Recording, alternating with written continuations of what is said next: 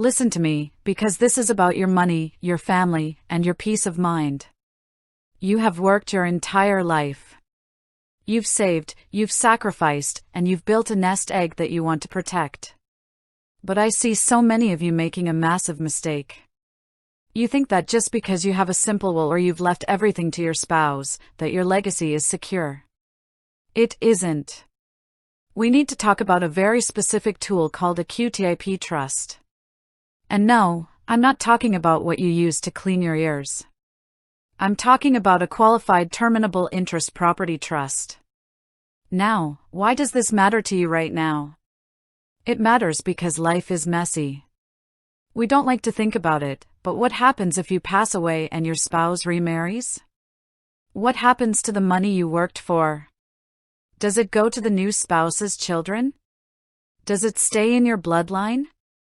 This is a fear I hear from retirees every single day. You love your spouse, you want them taken care of, but you have a pit in your stomach thinking that your hard-earned assets might end up in the hands of a stranger 20 years down the road. This is especially true for those of you in second marriages or blended families. You're sitting there wondering, how do I make sure my husband or wife is comfortable until the day they die, but guarantee that whatever is left goes to my children? That is the question. And the QTIP Trust is the answer. Here is how it works, and I want you to pay close attention. When you set up a QTIP, you are creating a structure where, upon your death, your assets go into this trust. Your surviving spouse is the only beneficiary while they are alive. They get the income produced by those assets. If the trust earns interest or dividends, that money goes to them so they can maintain their lifestyle. They are taken care of. They are safe. But, and this is the but that saves your legacy, they do not own the principal. They cannot decide to leave that money to a new boyfriend, a new wife, or a charity you've never heard of. You are the one who decides, right now, who gets the remainder of that trust after your spouse passes away. The beauty of this, and the reason it is a brilliant estate planning strategy, is the tax benefit. Usually, when you leave things to a spouse, you use the unlimited marital deduction.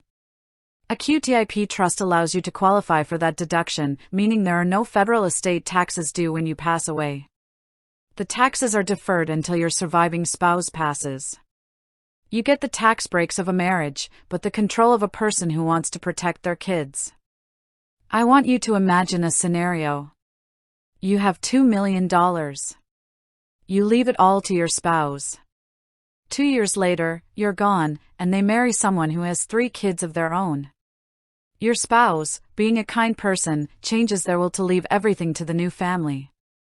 Your children, the ones you stayed up late for, the ones you saved for, get zero. Nothing. Does that make you feel powerful?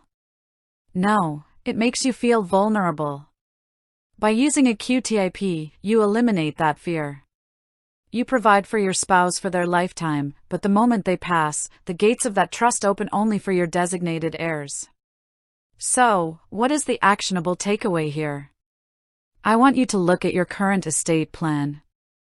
If you are in a blended family, or if you are the primary breadwinner and have concerns about the long-term management of your wealth, you need to call your estate planning attorney tomorrow.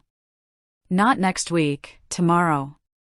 You need to ask them specifically, does a QTIP trust make sense for my specific asset level and my family dynamic?